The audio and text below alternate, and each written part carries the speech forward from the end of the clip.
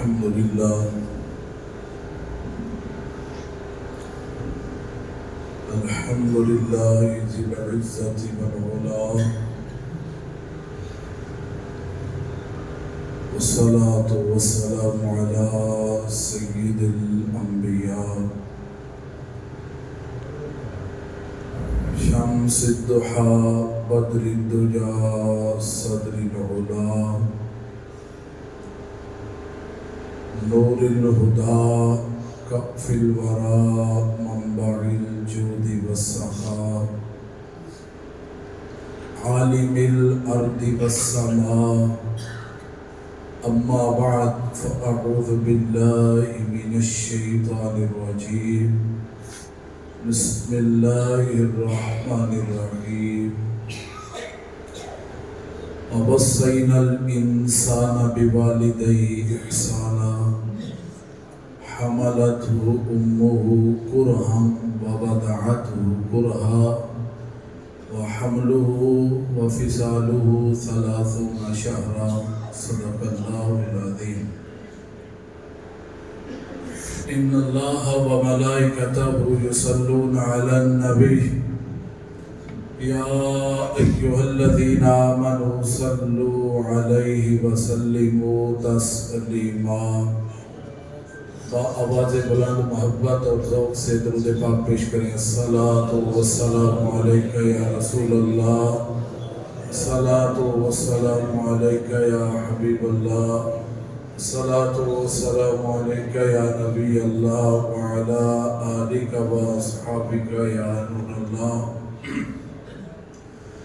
حمد و صلاۃ کے بعد نہایت ہی معزز و محترم بزرگوں دوستوں اللہ رب العزت کا شکر ہے اس پرفتن دور کے اندر اس کی توفیق سے اور اس کے پیارے حبیب علیہ السلام کے نعلین پاک کے تصدق سے ہم فوجی محمد انور صاحب کی اہلیہ محترمہ کے ختم کل کی محفل پاک کے اندر شریک ہیں۔ دعا ہے میری اور آپ تمام حضرات کی طرف سے اللہ مرحومہ بہن کے صغیرہ کبیرہ گناہوں کو معاف فرما کے جنت میں اعلیٰ مقام عطا فرمائے۔ میں مجھ سے قبل خطیب اہل سنت حضرت علامہ مولانا قاری محمد طیب صاحب بڑے مدلل اور پیارے انداز میں خطاب فرما رہے تھے، میں اسی لڑی کو آگے لے کے چلتا ہوں۔ اللہ رب العزت نے قرآن مجید فرقان حمید کے اندر والدین کی خدمت کا فرمایا ہے اور پھر ساتھ خدمت میں بھی سب سے زیادہ ماں کی خدمت کا فرمایا کہ وہ جب کسی نے پوچھا کہ یا رسول اللہ صلی اللہ علیہ وسلم سب سے زیادہ میرے حق میرے اوپر میری ماں کا ہے یا میرے والد کا، تو تاجدار مدینہ صلی اللہ علیہ وسلم نے فرمایا کہ تیری ماں کا۔ پھر کسی نے پوچھا، پھر حضور نے فرمایا تیری ماں کا، پھر پوچھا، پھر فرمایا تیری ماں کا، 3 دفعہ فرما کے چوتھی دفعہ فرمایا کہ اب تیرے والد کا تیرے اوپر حق ہے۔ اور اسی کو قرآن کہتا ہے کہ ماں کا کیوں حق ہے، اس لیے کہ ماں نے سب سے پہلے پیٹ میں اٹھایا تجھے کراہت کے ساتھ، تکلیف کے ساتھ، پھر جب اس نے تجھے پیدا کیا تو وہ ایک الگ تکلیف تھی، جب پھر اس نے تجھے دودھ پلایا، وہ جتنا عرصہ تھا، یہ حمل اور دودھ پلائی کا جو عرصہ ہے قرآن کہتا ہے 30 ماہ ہے، 30 شہرا۔ ان ایام میں سردیوں کے ایام بھی آئے، راتیں آئیں، جب تو پیشاب کر دیتا تھا تو ماں خود گیلے بستر پہ لیٹتی تھی اور تجھے پھر بھی سوکھا بستر دیتی تھی۔ تو تجھے ہر وقت اپنے سینے سے لگا کے رکھتی تھی، اس لیے فرمایا کہ ماں کا درجہ زیادہ ہے۔ لوگوں، اللہ نے عورت کو بڑا مقام دیا ہے، بڑا مقام دیا ہے۔ نبی کریم صلی اللہ علیہ وسلم کی آمد سے قبل لوگ اس پرفتن دور کے اندر، جہالت کے دور کے اندر، اگر کسی کی ماں ہے تو بیٹا ماں کے گلے میں رسی ڈال کے بازار میں بیچنے کے لیے جاتا تھا۔ جیسے آج کے اس جدید دور میں کم بخت لوگ ہیں، جب والدین بوڑھے ہو جاتے ہیں تو اولڈ ہاؤس میں بھیج دیتے ہیں۔ کراچی میں جس وقت ہم پڑھتے تھے اس وقت ہماری ڈیوٹی جیلوں میں بھی لگی تھی اور ہاسپٹلوں کے اندر بھی لگی تھی، تو ایسے ایسے والدین سے ملاقات ہوتی تھی، روتے تھے، بچے جرمنی میں ہیں، کوئی اٹلی میں ہے، کوئی کینیڈا میں ہے، والدین اولڈ ہاؤس میں پڑے، روتے تھے۔ وہ کہتے تھے کیا ہمیں ملا کہ ہم اپنی اولاد کو اتنی ترقیاں کروائیں، اتنا پڑھایا، اور آج جب خدمت کی باری آئی تو آج ہمیں کسی اور کے سپورٹ کر دیا۔ وہ دور جب ماں کے گلے میں بیٹا رسی ڈال کے بیچنے کے لیے بازار جاتا تھا، جب لوگ بہنوں کے ساتھ نکاح کرتے تھے، جب بیٹیوں کو زندہ درگور کیا جاتا تھا، دفن کیا جاتا تھا، جب بیویوں کے ساتھ برا سلوک کیا جاتا تھا، اس دور میں جب میرے کریم آقا صلی اللہ علیہ وسلم نے اعلان نبوت فرمایا، اعلان نبوت کے بعد میرے کریم آقا صلی اللہ علیہ وسلم نے ماں کو ماں کا مقام کھویا ہوا لے کے دیا، بیٹی کو اس کا مقام لے کے دیا، بہن کو بہن کا مقام دیا، اور بیوی کو بیوی کا مقام دلوایا۔ حضور کی حقیقی والدہ تو وفات پا گئی تھی سیدہ آمینہ، مگر ایک دفعہ صحابہ کے جرمٹ میں حضور تشریف فرمایا ہے تو ایک خاتون آتی ہے، حضور اٹھ کے کھڑے ہو جاتے ہیں اور استقبال کرتے ہیں اور اپنی نشست گاہ پہ بٹھاتے ہیں، پھر اتنے قریب ہو جاتے ہیں، اتنی قریب سرگوشیاں کرتے ہیں جیسے کوئی بڑا قریبی رشتہ ہوتا ہے، اور بعد میں پھر جب رخصت کرتے ہیں تو تحفے دے کے رخصت کرتے ہیں۔ صحابہ دور کھڑے حیران دیکھ رہے ہیں کہ یہ کون خوشبخت خاتون آئی ہے۔ بعد میں صحابہ پوچھتے ہیں تو میرے کریم آقا فرماتے ہیں میرے صحابہ میری ماں دائی حلیمہ سعدیہ تھی، انہوں نے مجھے دودھ پلایا تھا۔ پھر ایک وہ وقت آیا کہ جب آپ کی حقیقی بہن تو تھی نہیں، آپ کی بہن رضائی بہن شیمہ آئی تھی آپ کو ملنے کے لیے، تو تاجدار مدینہ صلی اللہ علیہ وسلم نے ان کا بڑا احترام کیا، بڑی عزت کی، اور جاتے وقت تحائف دے کے بھیجے۔ اور پھر جب بیوی کا مقام آیا تو سیدہ خدیجہ الکبریٰ کے ساتھ ایسی وفادار بیوی، ایسی شفیق بیوی، ایسی حسین و جمیل بیوی، اتنی مکے کی امیر ترین خاتون جب نکاح مصطفیٰ کے اندر آتی ہے تو سارا کچھ بھول جاتی ہے، اور امام الانبیاء سے اتنی محبت ہو جاتی ہے کہ بس اس طرح پھر پیار کیا، اس طرح حضور کا ساتھ دیا کہ شیب ابی طالب ہو یا مکے کی وہ گاٹیاں ہوں یا مکے کا وہ میدان ہوں یا مکے کے پہاڑ ہوں یا غار ہیرا کا غار ہو، پہاڑ ہو، وہاں سیدہ خدیجہ الکبریٰ کس طرح مشقت کے ساتھ، تکلیف کے ساتھ جاتی ہیں، آتی ہیں، ہر مشکل وقت میں آپ کے ساتھ کھڑی ہیں۔ جب وہ شیب ابی طالب کے 3 سال جو وہاں اپنے گزارے اور پھر سیدہ خدیجہ کا انتقال ہوا، جناب آپ کے شفیق چچا جناب ابو طالب کا وصال ہوا، اور پھر اس سال کو عام الحزن کا سال کہا گیا کہ غموں کا سال ہے۔ آپ نے بیوی سے اس طرح محبت کی، اس طرح محبت کی کہ آپ کی وفات کے بعد جب بھی کوئی آپ گھر میں کوئی ایسی چیز پکاتے یا کوئی جانور ذبح کرتے تو سیدہ خدیجہ کی سہیلیوں کی طرح پہلے بھجوایا کرتے۔ آؤ اس غم کی گھڑی میں شفیق باپ کی شفیقہ بیٹی کا ذکر کر لیتے ہیں۔ شفیق باپ کی شفیقہ بیٹی کا، پیارے باپ کی پیاری بیٹی کا ذکر کر لیتے ہیں۔ کیونکہ عورت کبھی بیٹی کی صورت میں سامنے آتی ہے، کبھی بہن کی صورت میں سامنے آتی ہے، کبھی بیوی کی صورت میں سامنے آتی ہے، اور کبھی ماں کی صورت میں سامنے آتی ہے۔ یہ عورت اگر محبت پہ اتر آئے، اگر ادب کرنے لگ جائے، تو میں کہتا ہوں کائنات میں اس جیسی کوئی ہستی اللہ نے نہیں بنائی۔ اتنی وفادار، اتنی وفادار، اتنی غموں کے اوپر صبر کرنے والی، اتنی صابرہ۔ دیکھو نا، بیٹیوں کو ویسے ہی والد سے پیار ہوتا ہے۔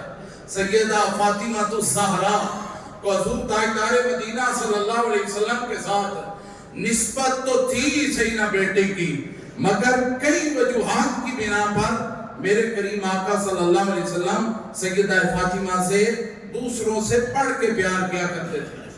ایک وجہ تو یہ تھی کہ وہ سب سے چھوٹی تھی، دوسری وجہ یہ تھی کہ حضور علیہ السلام نے ان سے محبت بڑی کی، ان کو اپنی صحبت میں بڑا رکھا، کیونکہ بڑوں کی شادی، بڑی بہنوں کی شادی پہلے ہو گئی تھی، اور حضور کی بارگاہ میں انہوں نے کافی عرصہ گزارا۔ وہ بھی دور انہوں نے دیکھا جب حضور علیہ السلام کے اوپر اوجڑی رکھی گئی نماز کی حالت میں، تو ننھے ننھے ہاتھوں سے اپنے والد کی مدد فرماتی ہیں اور اوجڑی سائیڈ پہ کرتی ہیں۔ شیب ابی طالب کے اندر سیدہ فاطمہ ساتھ تھی، جہاں درختوں کے پتے کھائے کریم آقا نے، صحابہ کرام نے، خدیجہ الکبریٰ نے، وہاں سیدہ فاطمہ الزہرا بھی کھاتی تھی۔ ایک تو دوسری وجہ یہ تھی کہ انہوں نے حضور کی صحبت میں بہت عرصہ گزارا، اور تیسری وجہ یہ تھی کہ حضور علیہ السلام نے ان کا نکاح مولا علی کے ساتھ فرما کے انہیں اپنے قریب کر لیا تھا، اپنے گھر کے قریب۔ اور پھر چوتھی وجہ یہ تھی کہ سیدہ فاطمہ سے ہی حضور کی آگے نسل چلی ہے۔ سیدہ فاطمہ کے ساتھ حضور علیہ السلام بڑا پیار کرتے تھے، بڑی محبت کرتے تھے۔ سیدہ بھی پھر اتنی محبت فرماتی، دیکھو نا، بیٹیاں باپ سے بڑا پیار کرتی ہیں، بیٹے وہ پیار کرتے ہیں، مگر ایک وقت آتا ہے بیٹے بھول جاتے ہیں۔ وہ اگر نہ بھولتے تو کبھی بھی اپنے والدین کو اولڈ ہاؤس میں نہ بھیجتے۔ ایک گرمیوں کے ایام چل رہے تھے، تو ایک ٹیچر اپنے سکول کے بچوں کو کہہ رہی تھی کہ بیٹا تم چھٹیوں میں کہاں جاؤ گے، کہاں جاؤ گے، کہاں سیریں کرو گے والدین کے ساتھ۔ تو جب ساری گفتگو ختم ہوئی نا، تو بچے کہتے ہیں کہ ٹیچر جی آپ اپنے بچوں کو کہاں لے کے جاؤ گی؟ اس وقت اس کی آنکھوں میں آنسو آ گئے، کہا بیٹا میں نے تو ابھی شادی ہی نہیں کی۔ بھئی کیوں نہیں شادی کی؟ بچے پوچھتے ہیں۔ کہا بیٹا دراصل بات یہ ہے کہ ہم 6 بہنیں تھیں اور میں آخری بہن تھی۔ جب میں پیدا ہوئی نا، تو میرے والد نے اٹھا کے مجھے رات کو چوراہے پہ، شہر کے چوراہے میں رکھا تھا کہ کوئی اٹھا لے گا اور مجھے بیٹی کی ضرورت نہیں، پہ در پہ بیٹیاں ہی آ رہی ہیں، میرے نصیبوں میں بیٹیاں ہی لکھی ہیں۔ کہتی ہے کہ بس 3 دن مجھے رکھ کے آتا تھا، رات کو صبح مجھے اٹھا کے لے آتا تھا، دیکھنے کے لیے جاتا تھا کسی نے اٹھائی تو نہیں ہے۔ 3 راتیں میں وہاں تنہا پڑی رہتی تھی، لیکن مجھے کسی نے اٹھایا نہیں۔ پھر بالآخر اس نے گھر میں رکھ لیا۔ اب ہوا کیا، اگلے سال اللہ نے مجھے بھائی دیا، میرے والد کو اللہ نے بیٹا دیا، تو بڑی بہن کا وصال ہو چکا۔ پھر آگے بیٹا آیا، اس سے چھوٹی بہن کا وصال ہو چکا۔ اسی طرح پہ در پہ بھائی آتے رہے اور بہنیں اس دنیا سے چلتی رہی، یہاں تک کہ وہ وقت آ گیا کہ بھائی بڑے ہو گئے، بھائیوں کی میرے والد نے شادی کی اور سارے چھوڑ کے چلے گئے۔ اب میری ماں بھی نہیں ہے، ایک بوڑھا باپ ہے، بس میں اس کی خدمت کی وجہ سے آگے شادی نہیں کرتی۔ لوگوں دیکھو کہ جن بیٹوں کی خاطر اس نے اپنی چھوٹی بیٹی کو رات کو چوراہے کے اندر رکھا کہ کوئی اٹھا لے گا، مجھے اس کی ضرورت نہیں، آج وہی بیٹی باپ پہ قربانی دے رہی ہے۔ جن بیٹوں کی خاطر اس نے بیٹیوں کو اگنور کیا، آج وہ بیٹے ہیں جو عشرت سے زندگی گزار رہے ہیں۔ میرے دوستوں بزرگوں، بیٹیوں کو اپنے والد سے بہت زیادہ پیار ہوتا ہے۔ بیٹیاں ویسے ہی والد کے بہت قریب ہوتی ہیں، تو سیدہ تو اتنی شفیق تھی، شفیق باپ کی شفیقہ بیٹی اتنا قریب تھی، حضور بھی محبت کرتے تھے۔ لوگ اس دور میں جب بیٹیوں کو زندہ درگور کیا جاتا تھا، کریم آقا صلی اللہ علیہ وسلم نے اپنی بیٹی سیدہ فاطمہ الزہرا سے محبت کر کے زمانے والوں کو دکھا دیا کہ زمانے والوں بیٹیاں بوجھ نہیں ہوتی، مجھے اللہ نے ساری کائنات کے لیے رحمت بنا کے بھیجا ہے، اور جس کے گھر بیٹی ہو، بیٹی خود باپ کے لیے رحمت بن کے آتی ہے۔ وہ کریم نبی جو پوری کائنات کے لیے رحمت بن کے آئے، مگر سیدہ تیرے مقام پہ قربان جائیں تو اپنے باپ کے لیے رحمت ہے، تو اس باپ کے لیے رحمت ہے جو پوری کائنات کے لیے خود رحمت بن کے آیا۔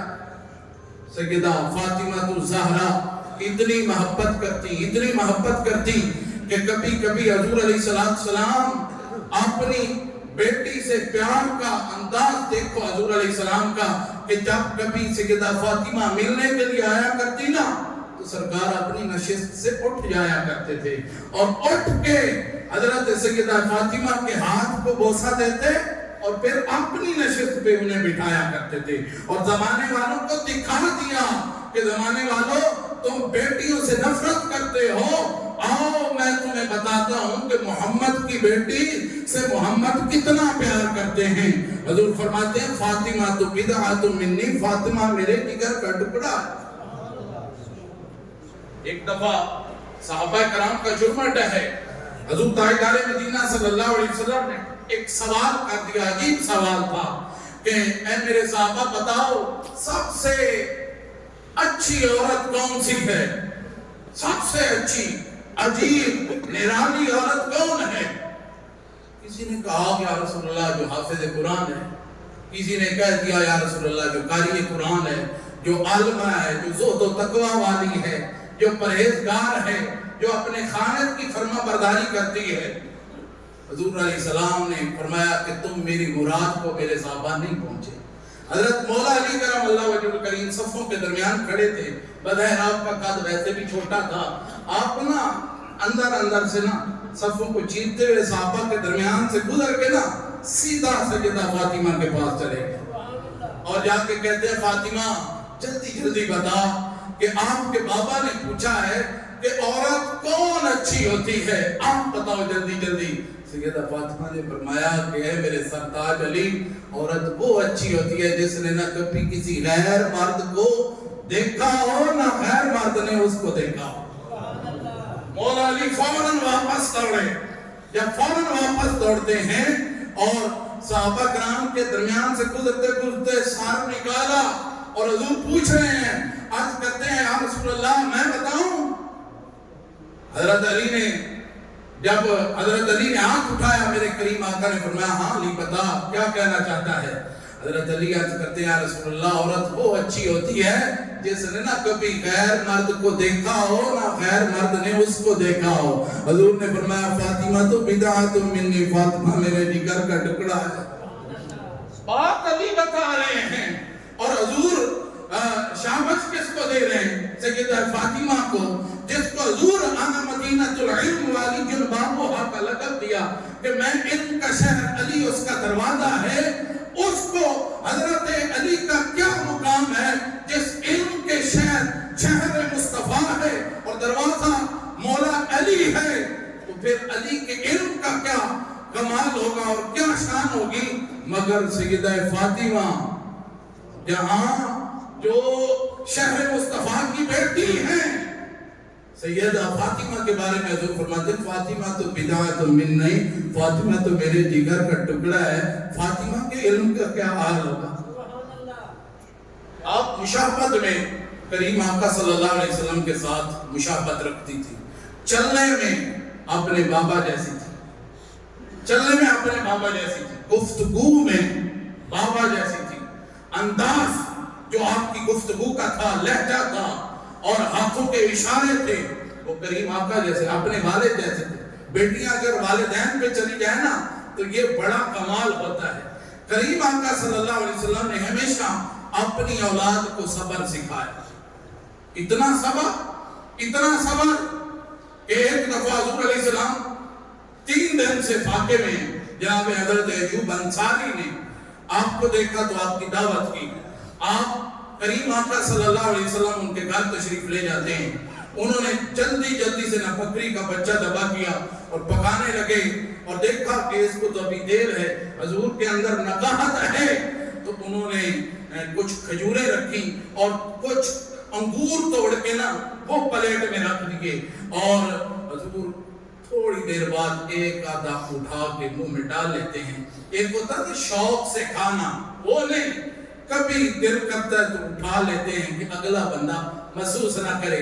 تھوڑی دیر کے بعد جب سالن بن گیا, روٹی پکا کے سامنے پیش کی گئی تو کریم آقا صلی اللہ علیہ وسلم نے روٹی ہاتھ میں پکڑی اور کچھ چند بوٹیاں روٹی کے اندر رکھ کے نا اس طرح لپیٹ دی اور لپیٹ کے ایک غلام کھڑے تھے, کہا جا میری بیٹی فاطمہ کو دے کے آ. میں 3 دن سے بھوکا ہوں تو سیدہ 6 دن سے پیاسی بھوکی ہے, وہ 6 دن سے فاقے میں ہے. سیدہ فاطمہ کی خیرات کا, صبر کا لوگوں دنیا میں کوئی مثال نہیں ملتی, کوئی مثال نہیں ملتی. ایک دفعہ بڑے دنوں کے بعد گھر میں جو کی روٹی بنائی, سب نے روزے رکھے ہوئے ہیں اور جب افطاری کا وقت آیا نا, پانی سے روزہ افطار ہوا, بعد میں سب نے ایک ایک روٹی کھائی. جناب علی کے مرتضیٰ نے, حضرت سیدہ زینب نے, حسن و حسین نے. اور جب سیدہ نماز سے فارغ ہو کے روٹی کو ہاتھ لگانے لگی نا تو دروازے کے اوپر ایک بھکاری آ گیا. اس نے عجیب ہی ندا لگائی, اور رسول اللہ کی بیٹی میں 2 دن سے بھوکا ہوں, میری کوئی مدد کر دے, مجھے کوئی روٹی دے دے.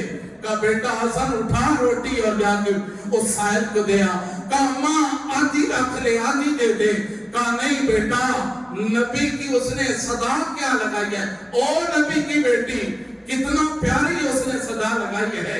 اس نے کسی اور کا نام نہیں لیا, اس نے نبی کی بیٹی کا نام لیا ہے. تو نبی کی بیٹی کی یہ شان نہیں کہ وہ آدھی روٹی دے. اگر میں 1 دن کی بھوکی ہوں تو وہ 2 دن کا بھوکا ہے, پوری روٹی اسے دے. دوستو بزرگوں, بیٹیاں اپنے والدین سے بڑا پیار کرتی ہیں, بڑا پیار کرتی ہیں. سیدہ فاطمہ کا اگر آپ کو وصال سنا دوں نا, ٹائم کی قلت ہے, تو خدا کی قسم آپ کی آنکھوں میں آنسو رکے ہی نہ. جب سے میرے کریم آقا کا وصال ہوا, سیدہ فاطمہ کے کبھی آنسو نہیں رکے تھے, کبھی آنسو نہیں رکے تھے. ہمیشہ رویا کرتی تھی, ہمیشہ رویا کرتی تھی. اور کبھی کبھی مزار مصطفیٰ پہ, بابا کے مزار پہ آتی اور کبھی خاک اٹھا کے سونگتی, آنکھوں پہ لگاتی اور شعر اشعار پڑھتی کہ جس کو یہ خاک نصیب ہو جائے اسے دوسری خوشبوؤں کی ضرورت ہی نہیں ہے. اور پھر کبھی کبھی سیدہ فاطمہ رات کے وقت آ جاتی. پھر وہ وقت آیا کہ جب سیدہ فاطمہ, جب بابا کا وصال ہوتا ہے, وصال کے بعد سیدہ فاطمہ اتنی غمگین ہے کہ جب وصال کا وقت قریب تھا تو کریم آقا نے کان میں سرگوشی کی اور کان میں سرگوشی کر کے فرمایا, فاطمہ, کان میں سرگوشی کر رہے ہیں. فاطمہ غمگین ہیں, پھر مسکرا پڑی. سیدہ عائشہ پوچھتی ہے کہ بیٹا فاطمہ بتا آپ کے بابا نے کیا کہا تھا؟ کہا میں کیوں بتاؤں, آپ کون ہے پوچھنے والی. پھر جب حضور کا وصال ہو گیا, چند مہینے گزرے, تو سیدہ عائشہ صدیقہ پوچھتی ہیں آپ میری بیٹی ہیں فاطمہ, آپ تو بتاؤ وہ سرگوشی کیا کی تھی؟ پہلے آپ رو پڑی تھی تو پھر آپ مسکرا پڑی تھی. میں آپ کی ماں ہوں فاطمہ, بتاؤ تو صحیح. سیدہ فاطمہ کہتی ہیں کہ میرے بابا نے میرے کان میں سرگوشی کی تھی کہ فاطمہ, ہر سال جبریل رمضان میں آتا تھا تو 1 دور قرآن کا کرتا تھا, اس دفعہ آیا تو 2 دور کیے.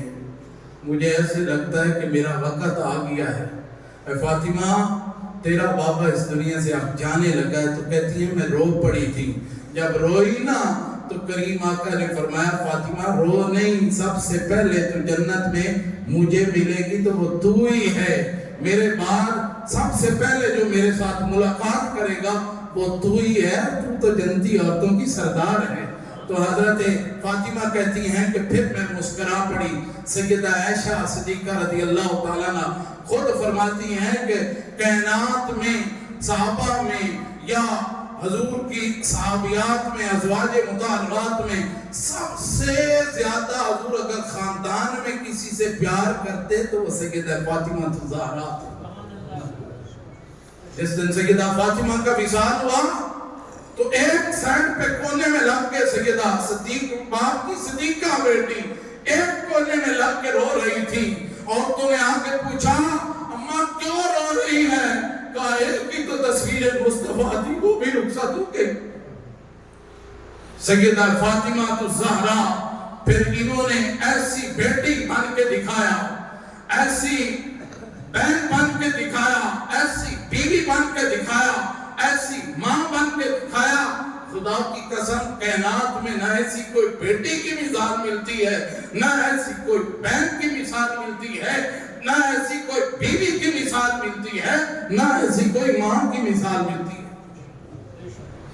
بڑے سے بڑا مفسر محدث یہ نہیں دعویٰ کر سکتا کہ امام حسین نے کسی صفحہ کے مقام پہ جا کے قرآن مجید حفظ کیا ہو، امام حسن یا حسین نے، نہ امام حسین نے قرآن پڑھا ہے تو سیدہ کی گود میں پڑھا۔ اگر غوث اعظم ماں کی گود میں 6 پارے یا 10 پارے یا 18 پاروں کا حافظ ہو سکتا ہے تو کریم نبی کی کریمہ بیٹی کی گود میں پلنے والا پورے قرآن کا حافظ ہو سکتا ہے۔ پھر حافظ بھی ایسا ہوا کہ سر نیزے کی نوک پہ ہے، تک کر وہ بنا کے اندر ہے، نیزے کی نوک کے پر پھر بھی قرآن پڑھا جا رہا ہے۔ یہ ماں کی گود کی تربیت تھی، یہ ماں کے دودھ کی تاثیر تھی کہ امام حسین نے کربلا کے اندر صبر کر کے بھی دکھایا اور نانے کا دین بچا کے بھی دکھایا۔ لوگوں آج ہمیں ضرورت ہے اپنی بیٹیوں کی تربیت کرنے کی۔ جب وصال کا وقت قریب آتا ہے تو سیدہ فاطمہ آپ اتنی حسین و جمیل، اتنی پیاری تھی، جنتی حوروں میں سے حور تھی، جنتی حوروں کی سردار، لیکن پھر بھی گھر کا کام کاج خود کرتی تھی۔ چکی چلا چلا کے ہاتھوں پہ نشان ہو جاتے تھے، پوچھا لیپا تو بھی خود کرتی تھی، سارا کچھ خود کرتی تھی۔ حضرت اسماء بنت ابو بکر ایک رئیس والد کی بیٹی، ایک بہت بڑے تاجر کی بیٹی، خلیفہ اول کی بیٹی، حضرت اسماء بنت ابی بکر کہتی ہیں کہ میں جب جس گھر میں میں گئی تھی نا، ان کے گھر میں کوئی خادمہ نہیں تھی، کوئی لونڈی نہیں تھی، گھر کا کام میں خود کیا کرتی تھی۔ حتیٰ کہ کہتی ہیں کہ ان کا ایک اونٹ تھا، اونٹ کو چارہ ڈالنے والا بھی کوئی نہیں تھا، تو کبھی کبھی چارہ بھی اٹھا کے میں خود کرتی تھی، اسے ڈال دیتی تھی۔ آج جو عورت مارچ نہیں کر رہا ہے اور کہتے ہیں کہ میرا جسم میری مرضی، سارا کچھ کر رہی ہیں، اور پھر مردوں کو اگر کہا جائے کہ مردوں کو 4 شادیوں کو اجازت ہے اور وہاں پہ نعرہ لگاتی ہیں کہ کہاں لکھا ہے دکھاؤ کہ سسر اور ساس کی خدمت کرنا، ان کے کپڑے دھونا، ان کی روٹی پکانا، اور جب کہا جائے کہ مرد دوسری شادی کر رہا ہے پھر بھی انہیں موت پڑتی ہے، تکلیف پڑتی ہے۔ اور یہ تو دیکھیں کہ عورت کو اللہ نے مقام کتنا دیا ہے، جو تیرا گھر ہے وہ تیرا گھر نہیں ہے تو کس کا گھر ہے؟ جس گھر میں تو رہتی ہے، جو خامن تیرے کا گھر ہے وہ کس کا گھر ہے؟ تیرا ہی تو گھر ہے۔ سیدہ فاطمہ الزہرا وہ ایک رئیس، شاندار والد کی شاندار بیٹی حضرت اسماء بنت ابی بکر، وہ سارا گھر کا کام کاج خود کرتی تھی، اور پھر حضرت فاطمہ الزہرا گھر کا کام کاج خود کرتی تھی۔ آج ہمیں اپنی بچیوں کی تربیت کی ضرورت ہے۔ اگر شفیقہ ماں ہونا تو خدا کی قسم بچیاں بھی کبھی شکایت کا موقع نہیں دیتی۔ اور پھر ایک بات یہ بھی ذہن سے نکال دو کہ بیٹیاں ہمیشہ والد کے ساتھ اٹیچ ہوتی ہیں۔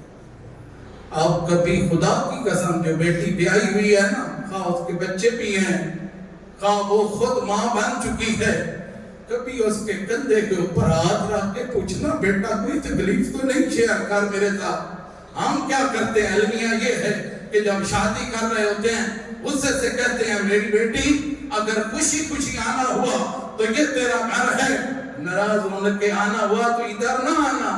میرے بھائیوں سوچو، اگر وہ وہاں سسرال میں ظلم ہو، تکلیفیں ہوں اور وہاں اس کو کوئی ایذا پہنچا رہا ہو تو مجھے بتاؤ، اگر اس کا بھائی اس کا سہارا نہیں بنے گا، اس کی ماں اس کا سہارا نہیں بنے گی تو مجھے بتاؤ کون بنے گا؟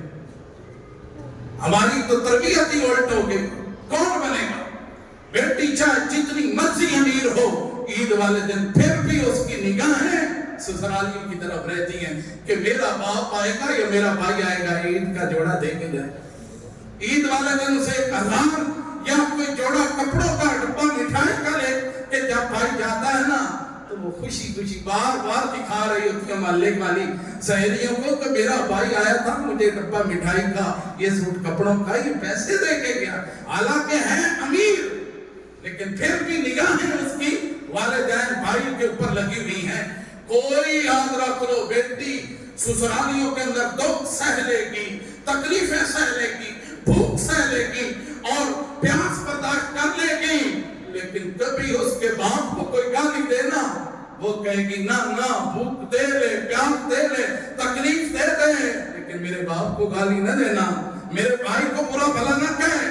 تو آج بھائی اور باپ نے بیٹی کو بلا دیا۔ آج وہ دور پھر اس امت کے اندر دہرایا جا رہا ہے کہ بیٹی اگلے دنوں میں ایک پیدا ہوئی تھی تو ایک باپ نے 6 پیر کٹھے مار دیے تھے کہ مجھے بیٹی کی ضرورت نہیں۔ اگلے دنوں میں ایک بیٹی کی خبر آئی کہ اس نے پھینک دی تھی اور ایک فوج کے اندر کوئی کرنل تھا یا جنرل تھا، کیپٹن تھا، اس نے اس کو اٹھا لیا کہ نہیں، بیٹیاں تو اللہ کی رحمت ہوتی ہیں۔ لوگوں جنہوں نے اپنی بیٹیوں کو اگنور کیا ہے وہ پھر ہمیشہ کسی کی بیٹی کو تکلیف دو گے۔ آپ میں سسر بھی بے شمار بیٹھے ہوں گے، آپ میں خامد بھی بے شمار بیٹھے ہوں گے۔ یاد رکھ لو، کسی کی بیٹی کو تکلیف دو گے تو پھر آنے والے وقت میں تمہیں اپنی بیٹی کی تکلیف سہنی پڑے گی۔ یاد رکھو۔ آخر میں بات میں ایک ہی نقطہ بیان کر دیتا ہوں۔ حضرات محترم، عورت کتنی صابرہ ہے، کتنی صبر والی ہے۔ عورت کا مقام سمجھنا ہے، جب بیٹی ہوتی ہے تو باپ کو تنگ نہیں کرتی، باپ کو نہیں کہتی کہ بابا مجھے فلاں چیز لے کے دے، فلاں چیز لے کے دے، عید آئی ہے، شادی آئی ہے، کپڑے لے کے دے، نہ، کیوں نہیں کہتی؟ وہ دیکھتی ہے میرے بابا کے حالات ٹھیک نہیں، پتہ نہیں کیسے کماتا ہے، اب میں کیا نئی ڈیمانڈ کر دوں؟ وہ اپنی خواہشات دباتی ہے، وہ اپنی تمنائیں آرزویں دباتی ہے۔ پھر جب بھائی ہو جاتے ہیں، اس کے کسی کی بہن بنتی ہے تو پھر ترجیح اپنے بھائیوں کو دیتی ہے، کہتی ہے میری خیر ہے، میں پرانے کپڑے دھو کے پھر پہن لوں گی، میرے بھائیوں کو کپڑے لے کے عید کے دے دو۔ جب بیوی بنتی ہے تو پھر کبھی نندوں کی طرف سے تکلیف، کبھی ساس کی طرف سے، کبھی دیور جیٹھ کی طرف سے، کبھی خامد کی جیب کو دیکھتی ہے کہ نہیں، خامد کے حالات نہیں ٹھیک، میں کیوں ڈیمانڈ کر دوں کہ مجھے عید کا نیا جوڑا لے کے دو۔ وہ خواہشات کو، آرزوؤں کو دباتی ہے۔ پھر جب وہ ماں بن جاتی ہے پھر سارا کچھ خود قربان اولاد پہ کر دیتی ہے۔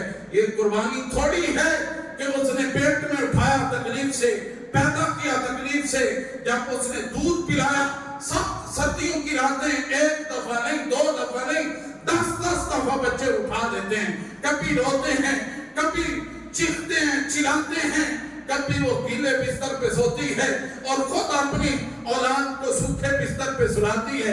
اتنی تکلیفیں برداشت کر کے بھی جب وہ اس کی اولاد بڑی ہوتی ہے تو اب وہ مقام آ جاتا ہے کہ بچے شادی شدہ ہو جاتے ہیں، اپنی اپنی عورتوں کے پاس، بیویوں کے پاس رہ رہے ہیں۔ اب گھر میں بوڑھی ماں کی چارپائی پڑی ہے اور بوڑھی ماں کی چارپائی بھی ایک کونے میں ہے، اگر کوئی دے دے روٹی تو کھا لیتی ہے، پانی دے دے کوئی تو پی لیتی ہے۔ عید کے کپڑوں کا تصور ہی نہ کرو، وہ انہی میلے کچیلے پرانے کپڑوں میں گزارا کرتی رہتی ہے، مگر دل پہ ہاتھ رکھ کے سننا، میرا رب فرماتا ہے اگر تم مقام حاصل کرنا چاہتے ہو، میرے نبی نے فرمایا اگر تم جنت حاصل کرنا چاہتے ہو تو جنت نہ رب نے تمہاری نمازوں میں رکھی ہے، نہ روزے میں، نہ حج میں، نہ زکات میں رکھی ہے۔ اس گھر کے اندر رہنے والوں، جوان بیٹو، اگر تمہاری جنت ہے تو وہ جو کونے کے اندر بوڑھی ماں چارپائی کے اوپر پڑی ہے، اب جنت تخت اقدام الامہات، اللہ نے تمہاری جنت تمہاری بوڑھی ماں کے قدموں میں رکھ دی۔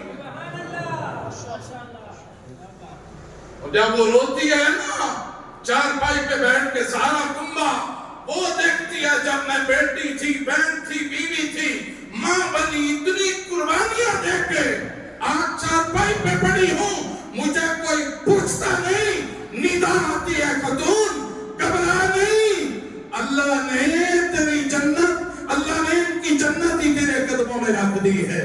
تیرا مقام تو یہ ہے کہ تو راضی ہو تو رب راضی ہوگا، اگر تو ناراض رہی تو یہ سب رب بھی ناراض ہو جائے گا۔ میرے دوستوں بزرگوں، آج ضرورت اسے امر کی ہے کہ ہمیں اپنی بیٹیوں کی بھی تربیت کریں، انہیں سیرت فاطمہ سکھائیں، اپنی بیویوں کی بھی تربیت کریں، اپنی بہنوں کی بھی، اور اپنی ماں کا ادب اور احترام کریں۔ دعا ہے اللہ کریم کی بارگاہ میں، اللہ جس مرحومہ بہن کے ہم ختم کل کے اندر شریک ہیں، یاسر صاحب اور محترم فوجی محمد انور صاحب کی اہلیہ محترمہ، اللہ ان کی بخشش اور مغفرت فرمائے، اللہ ان کے درجات بلند فرمائے۔ جتنے بھی دور و نزدیک سے یہاں تشریف فرمائے ہیں، یقیناً مرحومہ کے لیے دعائیں کرنے کے لیے آئے ہیں، اللہ ہم سب کی دعاؤں کو مرحومہ کے حق میں قبول فرمائے۔ وآخر دعوانا الحمدللہ رب العالمین۔